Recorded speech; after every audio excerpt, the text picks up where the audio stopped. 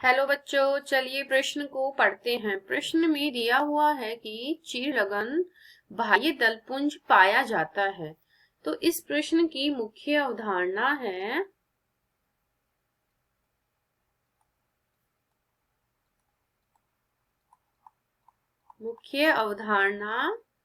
पादपों में आकारिकी।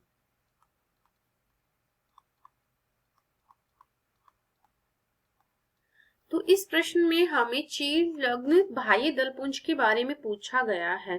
तो जो बाह्य दलपुंज होता है वो कहाँ उपस्थित होता है? ये है एक पुष्प की संरचना। तो पुष्प में सबसे बाहर की ओर बाह्य दलपुंज उपस्थित होता है। ये है बाह्य दलपुंज और ये है इसका वृंत। और इस बाह्य दलपुंज के अंदर की तरफ दलपुंज लगे रहते हैं जो कि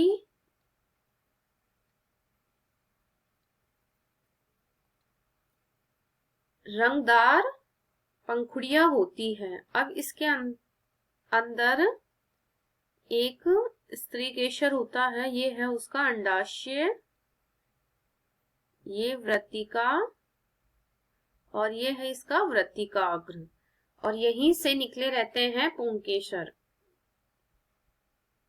तो यहाँ हमें बाह्य दलपुंज के बारे में पूछा गया है। बाह्य दलपुंज ये एक पुष्प की संरचना है और ये है इसके अंदर दलपुंज और ये है पुंकेसर और ये है स्त्री केसर।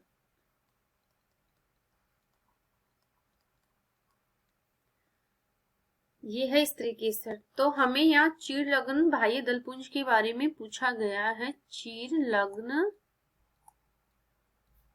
बाह्य दलपुंज।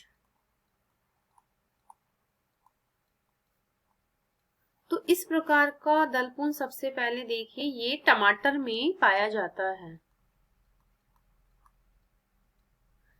हमारे प्रश्न में टमाटर में पाया जाता है पूछा गया है। इसमें क्या होता है?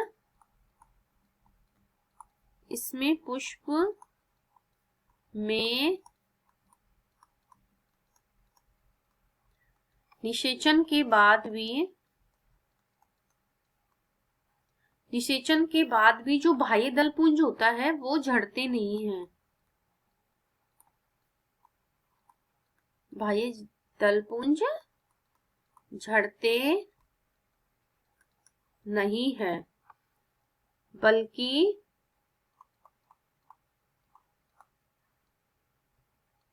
ये फल के साथ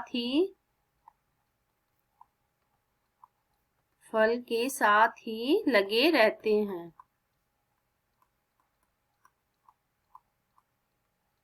इस प्रकार का दलपुंज चीड़-लग्न होता है।